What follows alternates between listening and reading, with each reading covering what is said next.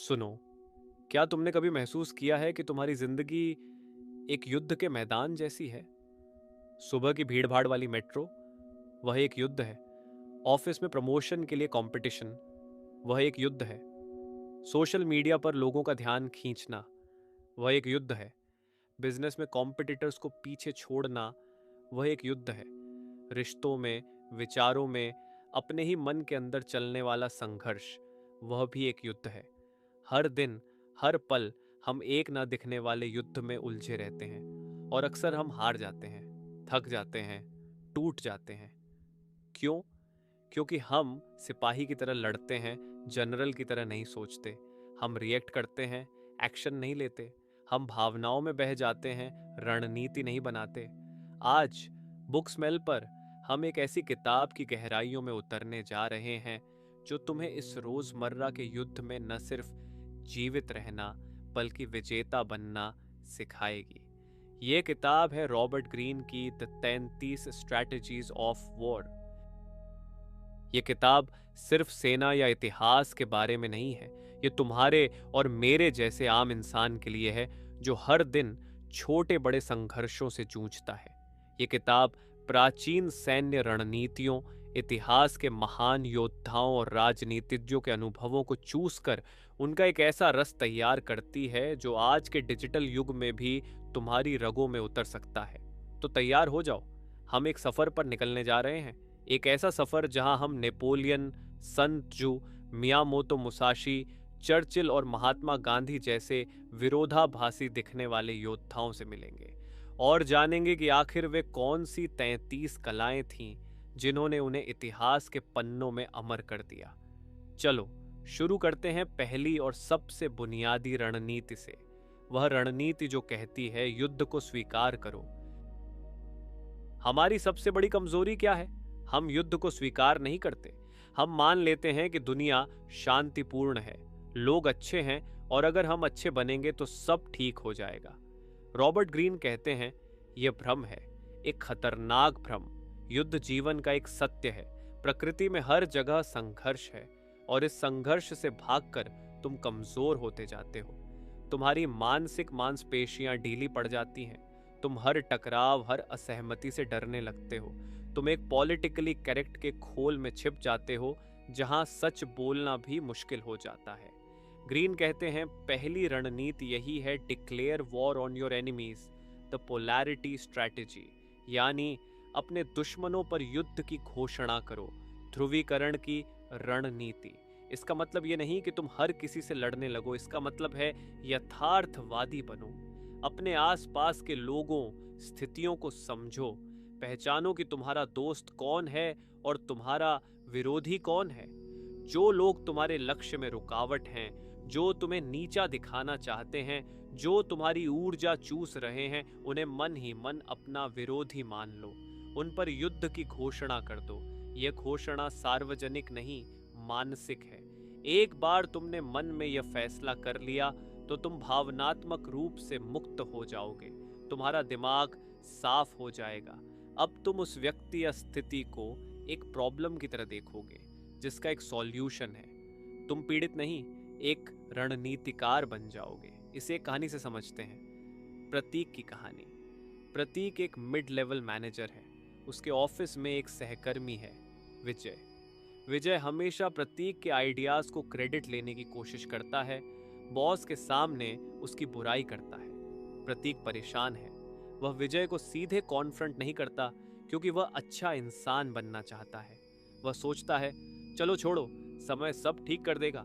लेकिन समय के साथ विजय का व्यवहार और बदतर होता जाता है। प्रतीक का मनोबल गिरता है, उसका परफॉर्मेंस प्रभावित होता है। फिर एक दिन प्रतीक इस किताब को पढ़ता है और वह पहली रणनीति अपनाता है। वह मानसिक रूप से घोषणा करता है, विजय मेरा विरोधी है, यह एक युद्ध है और मैं इसे जीतूंगा। बस इतना सोचते ही उसकी सारी दुविधा खत्म हो जाती है। अब वह भावनाओं में नहीं, रणनीति में सोचता है। वह विजय को एक प्रॉब्लम की तरह देखता है जिसे हल करना है और फिर वह दूसरी रणनीति अपनाता है, do not fight the last war, the guerrilla war of the mind strategy, यानी पिछले युद्ध को मत लड़ो, दिमाग की गुरिल्ला युद्ध रणनीति। प्रतीक समझता है कि अगर वह विजय को सीधे कॉन्फ्रंट करेगा तो वह पिछली हारी हुई लड़ाइयों को दोहरा रहा होगा, क्योंकि विजय ऐसे झगड़ों में माहिर है। इसलिए प्रतीक एक नया रास्ता चुनता है। वह गुरिल्ला युद्ध की तरह काम करता है, वह अप्रत्याशित हो जाता है। वह विजय की कमजोरी पहचानता है। विजय की कमजोरी है उसकी झूठी तारीफ और चापलूसी। तो प्रतीक क्या करता है? वह बॉस के सामने, पूरी टीम के सामने विजय की सच्ची तारीफ करना शुरू कर देता है, लेकिन एक ऐसी तारीफ जिसमें विजय की कमी भी छुपी हो। जैसे विजय ने प्रेजेंटेशन का डिज़ाइन तो बहुत अच्छा किया, कंटेंट अगर थोड़ा और रिसर्च बेस्ड होता तो और बेहतर होता। या विजय टीम को बहुत इंस्पायर करते हैं, काश वह मीटिंग्स में थोड़ा और समय पर आते। ये गुरिल्ला हमला है। प्रतीक सीधे विजय पर हमला नहीं कर रहा, वह उसकी छवि को, उसकी क्रेडिबिलिटी को धीरे धीरे खोखला कर रहा है, और वह भी ऐसे तरीके से कि विजय जवाब भी नहीं दे सकता, क्योंकि प्रतीक तारीफ कर रहा है। बॉस और टीम धीरे धीरे विजय की असलियत समझने लगते हैं। प्रतीक की स्थिति मजबूत होती जाती है। देखा तुमने, युद्ध सिर्फ तलवार और गोली से नहीं लड़ा जाता, ये दिमाग से लड़ा जाता है।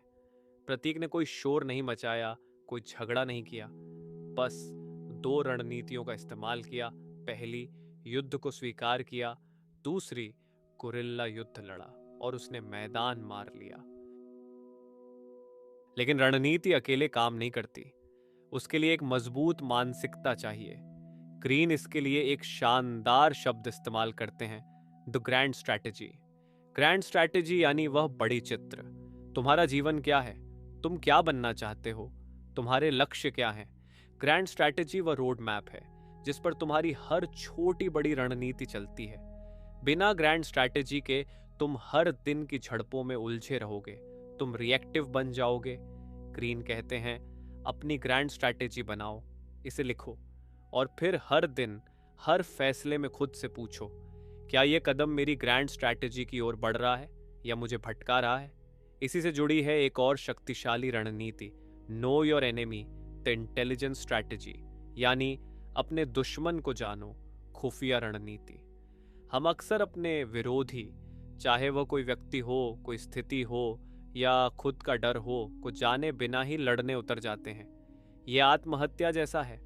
तुम्हें पता होना चाहिए कि तुम्हारा दुश्मन क्या सोचता है, उसकी आदतें क्या हैं, उसकी ताकत क्या है, और सबसे ज़रूरी उसकी कमज़ोरी क्या है।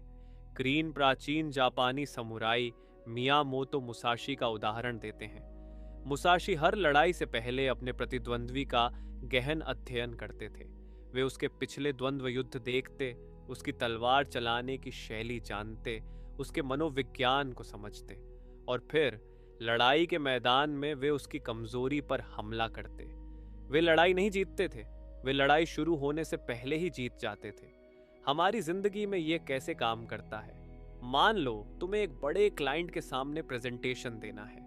तुम्हारा दुश्मन है उस क्लाइंट का संदेह, उसकी उदासीनता और तुम्हारे प्रतिस्पर्धी। खुफिया रणनीति क्या कहती है? पहले रिसर्च करो, क्लाइंट की कंपनी के बारे में जानो, उनकी समस्याएं क्या हैं, उनके पिछले फैसले कैसे रहे, प्रतिस्पर्धी क्या ऑफर कर रहा है, क्लाइंट से मिलने वाले लोग कौन हैं, उनकी पसंद नापसंद क्या है। इस जानकारी के बिना तुम जाओगे और वही पुरानी जेनरिक प्रेजेंटेशन दे दोगे और शायद हार जाओगे। लेकिन अगर तुमने दुश्मन को जान लिया तो तुम्हारी प्रेजेंटेशन एक सटीक मिसाइल की तरह होगी जो सीधे उनकी जरूरत और दर्द पर हमला करेगी। तुम जीत जाओगे। और यहां आती है एक और जरूरी बात, seem to be weak when you are strong, the deception strategy, यानी मजबूत होते हुए भी कमजोर दिखो, छल की रणनीति। हमें सिखाया जाता है कि हमेशा ताकत दिखानी चाहिए। ग्रीन कहते हैं, नहीं, कभी कभी सबसे बड़ी ताकत कमजोर दिखने में होती है। यह दुश्मन को अंदर आने देने की रणनीति है। वह अंदर आएगा, घमंड में चूर होगा, और तब तुम उस पर जबरदस्त प्रहार करोगे। इतिहास में ऐसे उदाहरण भरे पड़े हैं। रूस के जनरल कुतुजोव ने नेपोलियन की विशाल सेना के सामने पीछे हटने का नाटक किया। वे मास्को तक पीछे हटते गए। नेपोलियन घमंड से भर गया, उसने सोचा रूसी डर गए हैं, लेकिन असल में कुतुजोव नेपोलियन को देश के अंदर गहरे खींच रहे थे, जहां रूस की कठोर सर्दी और लंबी सप्लाई लाइन नेपोलियन की सेना को कमजोर कर देगी। और हुआ भी वही। नेपोलियन की सेना ने मास्को तो ले लिया, लेकिन खंडहर के अलावा कुछ नहीं मिला। और फिर रूसी सर्दी ने उसकी सेना का सफाया कर दिया। कुतुजोव की कमजोरी ही उनकी सबसे बड़ी ताकत बन गई। हमारी जिंदगी में मान लो तुम ऑफिस में एक नए प्रोजेक्ट की लीडरशिप चाहते हो। एक सहकर्मी तुमसे बहुत प्रतिस्पर्धा कर रहा है, हर जगह अपनी उपलब्धियां गिनाता रहता है। तुम क्या करोगे? अगर तुम भी उसी रास्ते पर चलोगे तो यह एक सीधी टक्कर होगी। इसके बजाय कमजोर दिखने की रणनीति अपनाओ। कहो, वाह तुम तो इस प्रोजेक्ट के लिए बिल्कुल परफेक्ट हो, मुझे तो इतना एक्सपीरियंस भी नहीं है। तुम्हारा प्रतिद्वंद्वी और घमंडी हो जाएगा। वह बॉस के सामने और जोर शोर से अपनी बात रखेगा, लेकिन तब तक तुम चुपचाप काम करोगे। तुम प्रोजेक्ट के बारे में गहरी रिसर्च करोगे। एक दिन जब बॉस डिटेल्स पूछेगा तो तुम्हारा प्रतिद्वंद्वी सिर्फ ऊपरी बातें करेगा और तुम हर सवाल का सटीक रिसर्च बेस्ड जवाब दोगे। बॉस की नजरों में तुम्हारी छवि एक गंभीर, तैयारी करने वाले व्यक्ति की बन जाएगी। कमजोरी ने तुम्हें जीत दिला दी। अब सबसे मुश्किल हिस्सा। सबसे बड़ा युद्ध कहां लड़ा जाता है? बाहर नहीं, अंदर, अपने भीतर। ग्रीन इस पर बहुत जोर देते हैं। वे कहते हैं तुम्हारा सबसे बड़ा दुश्मन तुम खुद हो। तुम्हारा अहंकार, तुम्हारा डर, तुम्हारी भावनाएं, तुम्हारी आदतें। अगर तुमने इस आंतरिक दुश्मन को नहीं हराया तो बाहरी दुनिया में तुम कभी नहीं जीत सकते। इसके लिए किताब में कई रणनीतियां हैं, जैसे the counter balance strategy, keep your presence of mind, यानी संतुलन बनाए रखो, अपने मन की उपस्थिति बनाए रखो। लड़ाई के गर्म माहौल में, तनाव में हम अपना आपा खो देते हैं। गुस्से में आकर गलत फैसले लेते हैं, डर के मारे पीछे हट जाते हैं। इस रणनीति का मतलब है हर स्थिति में शांत और केंद्रित रहना, जैसे एक शतरंज का खिलाड़ी जो चेहरे पर कोई भाव नहीं लाता, चाहे स्थिति कितनी भी खराब क्यों ना हो। तुम्हारी शक्ति तुम्हारी भावनाओं को नियंत्रित करने में है। The death ground strategy, place yourself on the death ground, यानी मृत्यु भूमि की रणनीति। खुद को मृत्यु भूमि पर रखो। ये एक कठोर लेकिन अत्यंत प्रभावी रणनीति है। इसका मतलब है अपने लिए कोई पीछे हटने का रास्ता न छोड़ना। जब तुम्हारे पास कोई विकल्प नहीं होता तो तुम अविश्वसनीय रूप से रचनात्मक और साहसी बन जाते हो। तुम्हारी सारी ऊर्जा एक ही दिशा में केंद्रित हो जाती है, आगे बढ़ने की। जैसे कोई सेना जो नदी पार करने के बाद अपने ही पीछे के पुल को तोड़ देती है, ताकि सैनिकों के मन में पीछे हटने का विचार ही ना आए। हम अक्सर अपने लिए सेफ्टी नेट बनाते हैं। अगर यह नहीं हुआ तो वह कर लूंगा। कभी कभी उस सेफ्टी नेट को काट देना ही सफलता की कुंजी होती है। The non engagement strategy, avoid the snares of groupthink, यानी संलग्न न होने की रणनीति। सामूहिक सोच के जाल से बचो। हम झुंड के जानवर हैं। हम वही सोचते हैं जो बाकी लोग सोच रहे हैं। हम वही करते हैं जो बाकी लोग कर रहे हैं। ग्रीन कहते हैं यह मानसिक मृत्यु है। एक रणनीतिकार हमेशा अलग दृष्टिकोण रखता है। वह भीड़ से अलग खड़ा होता है। वह ग्रुप थिंक के जाल में नहीं फंसता। जब सब खरीद रहे हों तो वह बेचने के बारे में सोचता है। जब सब किसी आइडिया की प्रशंसा कर रहे हों तो वह उसकी कमियां ढूंढता है। यह अकेलापन ला सकता है, लेकिन यही सच्ची स्वतंत्रता है। इन आंतरिक रणनीतियों को समझने के लिए आर्या की कहानी देखो। आर्या एक टैलेंटेड ग्राफिक डिजाइनर है, लेकिन उसे इम्पोस्टर सिंड्रोम है।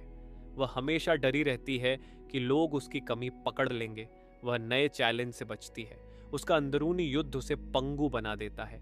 फिर वह इन रणनीतियों को अपनाती है। सबसे पहले वह मृत्यु भूमि रणनीति अपनाती है। वह अपनी स्टेबल नौकरी छोड़ देती है और फ्रीलांसिंग शुरू कर देती है। अब उसके पास कोई सेफ्टी नेट नहीं है। या तो क्लाइंट जुटाने होंगे या भूखा रहना होगा। ये डेथ ग्राउंड है और इसी डर ने उसमें एक अद्भुत ऊर्जा भर दी। वह मार्केटिंग करती है, पोर्टफोलियो बनाती है, नेटवर्किंग करती है। वह रचनात्मकता की नई ऊंचाइयां छूने लगती है। दूसरा, वह संतुलन रणनीति पर काम करती है। जब कोई क्लाइंट उसके काम में बार बार बदलाव मांगता है तो पहले वह गुस्से में आ जाती थी, अब वह गहरी सांस लेती है। वह समझती है कि क्लाइंट का गुस्सा उस पर नहीं, किसी और चीज पर है। वह शांत रहकर प्रोफेशनल तरीके से काम करती है। इससे क्लाइंट प्रभावित होता है और उसे और रेफरल देता है। तीसरा, वह संलग्न न होने की रणनीति अपनाती है। फ्रीलांसिंग की दुनिया में एक ट्रेंड चलता है, मुफ्त में काम करो एक्सपोजर के लिए। सभी नए डिजाइनर यही कर रहे हैं। आर्या भीड़ का अनुसरण नहीं करती। वह कहती है, मेरी कला का मूल्य है, मैं मुफ्त में नहीं बल्कि अपने मूल्य पर काम करूंगी। शुरू में उसे कम काम मिलता है, लेकिन जो क्लाइंट आते हैं वे गंभीर और सम्मानजनक होते हैं। धीरे धीरे वह प्रीमियम डिजाइनर के तौर पर अपनी पहचान बना लेती है। देखा, आर्या ने बाहर नहीं, भीतर के युद्ध को जीता। उसने अपने डर, अपनी असुरक्षा को हराया और तब जाकर बाहरी दुनिया में उसकी जीत शुरू हुई। रॉबर्ट ग्रीन की यह किताब सिर्फ 33 रणनीतियों का संग्रह नहीं है। ये जीवन को देखने का एक तरीका है, एक फिलॉसफी है। ये फिलॉसफी क्या कहती है? पहला, जीवन गतिशील है, स्थिर नहीं। हर चीज बदल रही है। तुम्हें लचीला बनना होगा। जो रणनीति आज काम कर रही है कल नाकाम हो सकती है। तुम्हें हर पल सीखते और एडजस्ट करते रहना होगा। इसे द चेंजेबिलिटी स्ट्रैटेजी कहते हैं, परिवर्तनशीलता की रणनीति। दूसरा, शक्ति वह नहीं जो तुम दिखाते हो, वह है जो तुम छुपाते हो। असली ताकत दिखावे में नहीं, संयम में है। तुम्हारे पास कितना ज्ञान है, कितना धैर्य है, कितनी तैयारी है, यही असली शक्ति है। बाहरी आडंबर तो बच्चों का खेल है। तीसरा, अंत साधन को सही ठहराता है, लेकिन केवल तभी जब साधन भी नैतिक हो। ग्रीन नैतिकता को पूरी तरह नकारते नहीं। वे कहते हैं, रणनीति और नैतिकता के बीच संतुलन जरूरी है। बिना नैतिकता की रणनीति एक दिन खुद को ही खा जाएगी। तुम्हारी सबसे बड़ी रणनीति तुम्हारा चरित्र होना चाहिए।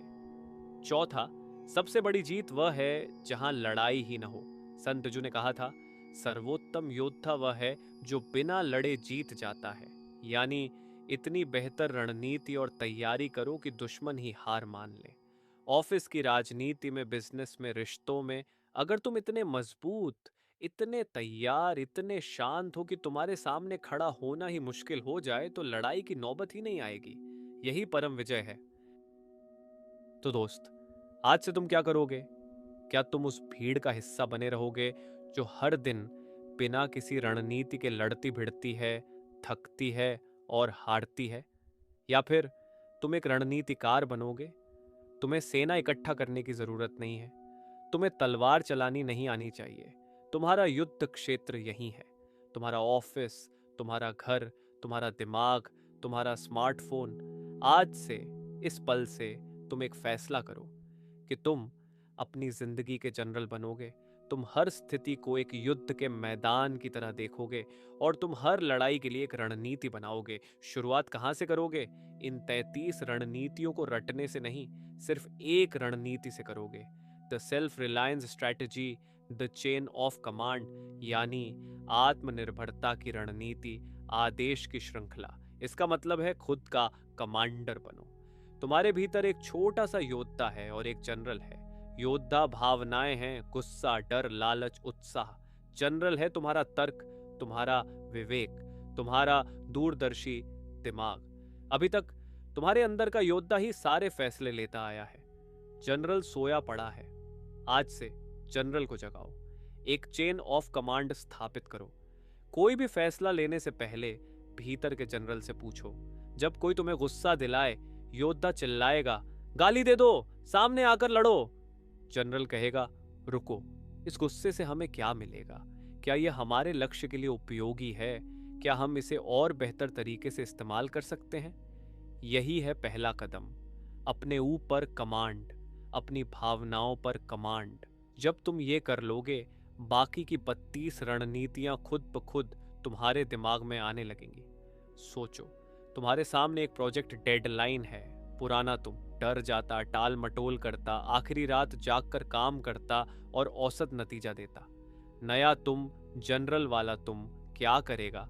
वह the time strategy, the perception of time, यानी समय की रणनीति अपनाएगा। वह समय को अपना सहयोगी बनाएगा, दुश्मन नहीं। वह डेडलाइन को एक दूर की चीज नहीं, एक सक्रिय तत्व मानेगा। वह काम को छोटे छोटे टुकड़ों में बांटेगा, हर दिन एक छोटी लड़ाई लड़ेगा और डेडलाइन आने तक वह पूरी तरह तैयार, शांत और विजयी होगा। उसने समय पर कमांड कर ली होगी। सोचो तुम एक मीटिंग में हैं जहां सब तुम्हारे आइडिया का विरोध कर रहे हैं। पुराना तुम हताश हो जाता, चुप हो जाता या जिद्दी होकर झगड़ने लगता। नया तुम क्या करेगा? वह the moral strategy, the hearts and minds of your allies, यानी मनोबल रणनीति अपनाएगा। वह समझेगा कि यह तर्क का युद्ध नहीं, मन जीतने का युद्ध है। वह सीधे विरोध नहीं करेगा, वह कहेगा आपकी बात सही है, और उसी को आगे बढ़ाते हुए क्या हम ऐसा भी देख सकते हैं? वह उनकी भाषा बोलेगा, उनके डर को समझेगा और धीरे धीरे उनके विरोध को सहमति में बदल देगा। उसने लोगों के दिल और दिमाग पर कमांड कर ली होगी। लेकिन याद रखना, यह सब एक शर्त पर है। The learning strategy, the mind as a weapon, यानी सीखने की रणनीति, दिमाग को एक हथियार के रूप में। रॉबर्ट ग्रीन बार बार कहते हैं, एक रणनीतिकार का सबसे तेज हथियार उसका दिमाग है, और उस दिमाग को तेज रखने का एक ही तरीका है, निरंतर सीखना। इतिहास पढ़ो, मनोविज्ञान समझो, कला देखो, विज्ञान जानो, दर्शन में गोता लगाओ, हर चीज से सीखो। तुम्हारा दिमाग एक म्यूजियम नहीं, एक लाइब्रेरी नहीं, एक वर्कशॉप होना चाहिए, जहां हर नई जानकारी एक नए औजार में बदल जाए, जहां हर अनुभव एक नई रणनीति का खाका बन जाए। जब तुम ऐसा करोगे तो एक दिन तुम पाओगे कि तुम्हें किताब में लिखी रणनीतियों की जरूरत ही नहीं पड़ती। तुम्हारा अपना दिमाग हर नई स्थिति के लिए एक नई, अनूठी, बिल्कुल सटीक रणनीति गढ़ने लगता है। यही है परम रणनीतिकार की अवस्था। तो दोस्त, यही है रॉबर्ट ग्रीन की द 33 स्ट्रैटेजीज ऑफ वॉर का सार।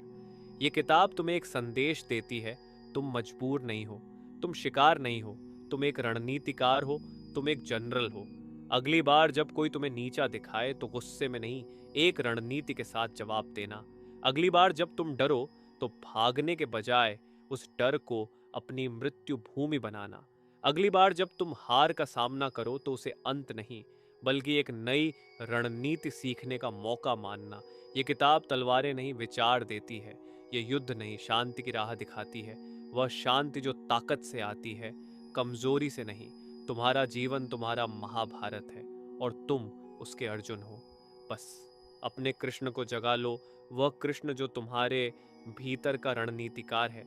इसलिए आज, अभी, इस वक्त अपने भीतर के जनरल को एक आदेश दो। कहो, आज से हर लड़ाई रणनीति से लड़ी जाएगी। आज से हर हार एक सबक बनेगी। आज से हर जीत एक नई शुरुआत। क्योंकि युद्ध तो चलता रहेगा। सवाल यह है, तुम उसमें एक भटकता हुआ सिपाही बनकर रहोगे या एक विजयी सेनापति बनकर उभरोगे? चुनाव तुम्हारा है। तो दोस्तों, कैसा लगा आज का यह सफर? युद्ध के मैदान से लेकर अपने भीतर तक का यह सफर। उम्मीद है कि रॉबर्ट ग्रीन की ये 33 रणनीतियां अब सिर्फ किताब के पन्नों पर नहीं, बल्कि आपके दिमाग में एक सक्रिय टूलकिट की तरह बस गई होंगी। याद रखिएगा, ज्ञान तभी ताकत बनता है जब उसे इस्तेमाल किया जाए। अगर आपको यह सारांश उपयोगी लगा, अगर इन कहानियों और उदाहरणों ने आपको सोचने पर मजबूर किया, तो हमारे इस प्रयास को आगे बढ़ाने में हमारा साथ दीजिए। इस वीडियो को एक लाइक जरूर दीजिए। ये लाइक बटन दबाना सिर्फ एक क्लिक नहीं है, बल्कि आपका वह सैनिक है जो हमें बताता है कि हम सही रास्ते पर हैं। और सबसे जरूरी, बुकस्मेल यूट्यूब चैनल को सब्सक्राइब करना न भूलिए। ये सब्सक्राइब बटन आपकी सेना का झंडा गाड़ने जैसा है। इससे हर बार जब हम कोई नई किताब की गंध लेकर आएंगे, वह सीधे आपके पास पहुंच जाएगी। आपको खोजना नहीं पड़ेगा। हम आपके लिए दुनिया की बेहतरीन किताबों का सार लेकर आते रहेंगे, ताकि आपका समय बचे और ज्ञान बढ़े। साथ ही बेल आइकन को भी जरूर दबा दीजिए, ताकि हर नए वीडियो की सूचना आपको तुरंत मिले और आप किसी भी ज्ञान की बूंद से वंचित न रह जाए। आपके कीमती समय और ध्यान के लिए बहुत बहुत धन्यवाद। आपकी कमेंट्स हमें और बेहतर बनाने के लिए ईंधन का काम करती है। इसलिए नीचे ज़रूर लिखिएगा आपको यह सारांश कैसा लगा और आप आगे किस किताब पर सुनना चाहेंगे। फिर मिलेंगे एक और नई किताब, एक नई सोच के साथ बुक स्मेल पर। ज्ञान का यह दीपक जलता रहे। नमस्ते।